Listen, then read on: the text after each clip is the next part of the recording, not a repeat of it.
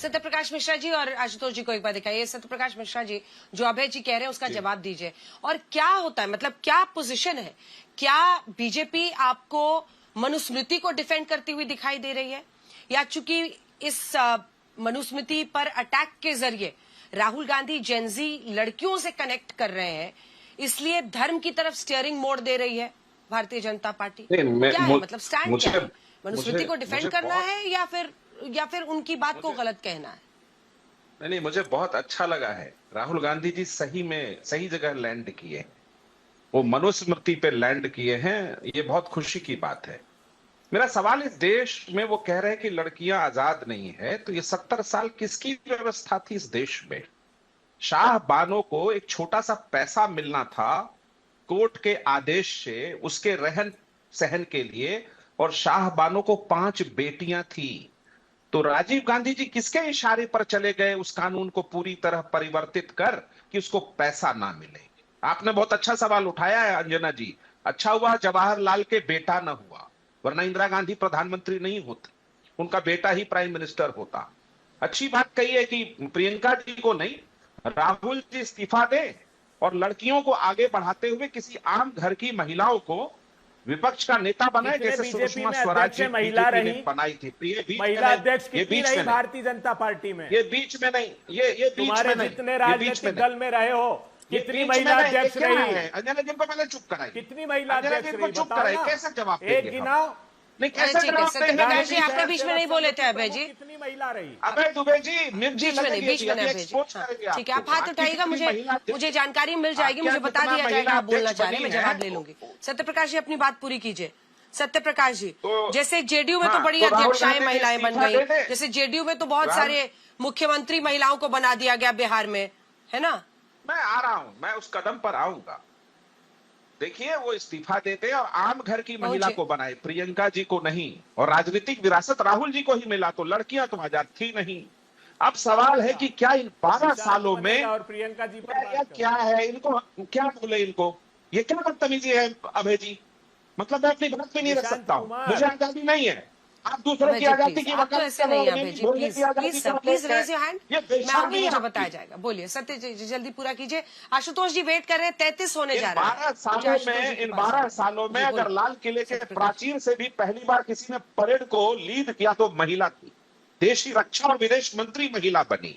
अगर बेटी बचाओ और बेटी पढ़ाओ से लेकर के करोड़पति लखपति दीदियां और उनके लिए शौचालय का इंतजाम और ऑपरेशन सिंदूर भी, तो महिला आगे बढ़कर कह रही है कि देश ऑपरेशन सिंदूर कर रहा है। तो महिलाओं के लिए तो समुचित व्यवस्था, आप वो कह रही थी ना, मैं आपके पूरे वाक्य विन्यास से सहमत हूं, महिलाओं को दे दूंगी, महिलाओं को ये दे दिया जाएगा। नहीं नहीं नहीं, व्यवस्था ऐसी होनी चाहिए कि इतनी आजादी होनी चाहिए कि महिलाओं को तमाम सुविधाएं जो पुरुष को हासिल है वो सतत पहुंच जाए। लेकिन 70 सालों में इस देश को कबाड़ा बनाया किसने? उसी का राजकुमार बोल रहा था ना पुणे में, तो बनाया उसने कि निर्भया एक दिल्ली के बस में ट्रैवल कर रही थी, उसका गैंग रेप हो गया और पुलिस कमिश्नर नहीं हटा इनसे। ये महिलाओं को कह रहे हैं कि हम सुरक्षा देंगे और आजादी देंगे। ये 70 साल भारत का बहुत स्वर्णिम साल था, उसको बर्बाद किसने किया? तो हम महिलाओं को देने जा रहे हैं बराबरी का अधिकार जो संविधान देता है। आपने सवाल पूछा है कि नीतीश कुमार देश में पहला मुख्यमंत्री है जिसने पंचायत में हम देने जा रहे हैं। आपने कहा कि देने वाली बात नहीं होनी चाहिए और फिर बड़े गर्व से कहा हम देने जा रहे हैं। नहीं, वो उससे सहमत हूं मैं आपके उस यही तो भाव है ना सत्यप्रकाश मिश्रा जी। नहीं, बिल्कुल नहीं, वो बीच में एक्चुअली रोक देते हैं। मेरा भाव वो नहीं है। मैं आपके इसका नॉर्मलाइजेशन हो चुका है, आपकी कोई गलती नहीं है, आप खूब बोलेंगे क्योंकि यही स्थिति है। ये सबकी जुबान पर स्वतः ये बात आती है कि हम मौके देंगे। बड़े गर्व से पुरुष कहते हैं मैं तो अपनी पत्नी को नौकरी करने देता हूँ, मैं तो उसको नहीं रोकता टोकता हूँ, मतलब जैसे एहसान कर रहे हो। क्योंकि ये स्वतः हमने समाज में ऐसी सोच पैदा कर दी है जिसमें महिलाओं का घर से निकलने के लिए उनको किसी के परमिशन की जरूरत हो। ये सोच हमने उसको खूब फायदा, उसको किसी तरह से एनर्जी दिया है, जिसकी वजह से वो स्वतः आप लोगों के मुंह से निकलना बड़ा स्वाभाविक है। आप चिंता ना करें, अब तो इतना नॉर्मलाइजेशन हो गया कि किसी को पता ही नहीं किस बात का बुरा मानना है, किस बात का नहीं मानना है। खैर, आशुतोष वर्मा जी, अब आपके पास आ रही हूं मैं। आशुतोष जी देखिए, ये ना सिर्फ स्लोगनियरिंग के लिए, हम भाषण देंगे जी, वो नहीं होना चाहिए। भाई अपने घर में शुरू कीजिए, हर कोई शुरू करे, महिलाओं को मौका दे, हर पार्टी दे। 33% टिकट तो दिया नहीं जाता है और ज्ञान जितना ले लो। एक राज्य में अलग बात होती है महिलाओं को लेकर, दूसरे राज्य में अलग बात होती है महिलाओं को टिकट देने को लेकर। क्या मैं गलत कह रही हूँ? नहीं, धन्यवाद अंजना जी। अंजना जी देखिए, I am a proud father of 2 daughters और मुझे बहुत मज़ा आता है अपने परिवार में रह के, और इस बात पे गर्व करते हैं हम जिस पार्टी में हैं वो पार्टी पंचायत चुनाव और नगर पालिका में वुमेन रिजर्वेशन बिल देने वाली, 1090 वुमेन पावर लाइन सशक्तिकरण और शिरोज लखनऊ में एसिड रेप विक्टिम्स के एक अलग से अपने आप को कैफे चलाने वाले नेता अखिलेश यादव की पार्टी है। आज हम बहुत इतिहास में नहीं जाएंगे, ये बात बिल्कुल ठीक की इतिहास से बहुत मतलब नहीं है, लेकिन 2026 में ये सवाल तो पूछना पड़ेगा कि विनेश फोगट जो हमारे देश की एक शान थी, ओलंपियन थी, उसको इस देश के जंतर मंतर में अपने अस्मिता के बचाव के लिए बैठना पड़ा, और आज उसके हाथ में क्या है। मणिपुर में जो हमारी बहन के साथ हुआ वो हम सब ने देखा इन्हीं सरकारों में, और बिल्किस बानो के रेप विक्टिम आज आज़ादी से घूम रहे हैं इन्हीं सरकारों में। इन सरकारों ने बातें बहुत करी, हम आपको चैलेंज देते हैं, शाहबानो की बात भी करेंगे, और इसी सरकार को हम चैलेंज देते हैं। आज की 543 सीटों के बीच में 33% का रिजर्वेशन दीजिए, विशेष सत्र लाके, समाजवादी पार्टी पूरे समर्थन में आपके साथ में खड़ी है। लेकिन आपकी हिम्मत नहीं है, ये जो बातें आप बोलते हैं ना बैठ के, ये कभी अपने संगठन में जाके बोलिएगा जाके। जिस गोलवलकर के लेखन के बंच ऑफ थॉट्स में साफ साफ वर्ण व्यवस्था की तारीफ की गई है। सावरकर ने वुमेन इन मनुस्मृति 1933 में 9 दिन का व्याख्यान दिया था, और ऐतिहासिक रूप से दस्तावेज मौजूद हैं जो मनुस्मृति को संविधान के ऊपर और आदर्श मानते थे और आधुनिक संविधान और हिंदू कोड का विरोध करते थे। वो हमसे बता रहे हैं कि हम महिलाओं का विरोध कर रहे हैं। क्यों नहीं आपकी हिम्मत हुई मणिपुर में जाने की? मणिपुर, वो हमारी बच्ची, उस वीडियो को जब भी सोचते हैं तो हमें शर्म आती है कि हम इस देश के नागरिक हैं। एक बहन के साथ ये हुआ। क्यों नहीं एक बार विनेश फोगट के साथ फिर से सेल्फी खींची प्रधानमंत्री ने कि कोई बात नहीं बेटी, मैं खड़ी हूं, तुम्हारे साथ जो हुआ मैं लड़ूंगा तुम्हारे लिए? क्यों नहीं खड़े हो पाए थे? तो टीवी पे बड़े बड़े पुराने ऐतिहासिक तथ्य देखना सुधांशु जी बहुत अच्छे लगते हैं, लेकिन वास्तविकताएं आपको भी पता है। जो जंतर मंतर में उस बेटी के साथ में हुआ, अगर आपके घर में बेटी होती ना तो उस वीडियो को डिलीट कर देते, देख नहीं पाते।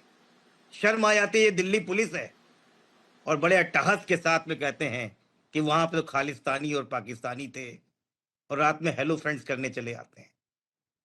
ये जनजी, ये महिलाएं, ये आपसे अधिकार नहीं मांग रही हैं, ये आपसे कह रही हैं कि ये देश उतना ही हमारा है जितना आपका है। ना आप देने वाले हैं, ना आप हम पे एहसान करने वाले हैं। लेकिन जो बातें 2037, 2047 और बड़ी बड़ी परिसीमन की बात कर रही हैं, वो आज 2026 में क्यों नहीं हो रहा है? विशेष सत्र आप रात में ला सकते हैं। मैं फिर से कह रहा हूं, समाजवादी पार्टी खड़ी है 543 में 33% आरक्षण लीजिए, और समाजवादी पार्टी सबसे पहली पार्टी होगी जो उसके समर्थन में खड़ी होगी। हिम्मत है आपकी मोदी जी में, अमित शाह में? ठीक है, आप सारे सुधांशु जी जवाब दीजिए। सुधांशु जी जवाब दीजिए ना, कीजिए ना, कुछ बड़ा कीजिए ना, बड़ा कीजिए, मौजूदा नंबर में ही दे दीजिए जल्दी से। सुधांशु जी, कहना चाहता हूं, आज मैंने देखा कांग्रेस के प्रवक्ता महोदय और सपा के प्रवक्ता आशुतोष, क्या गजब बात किया है। आज इन्होंने कह दिया गांधी, नेहरू और डॉक्टर अंबेडकर कोट करने में पता नहीं कहां से ले आते। मतलब बड़ा आश्चर्य की बात है, पता नहीं कहां।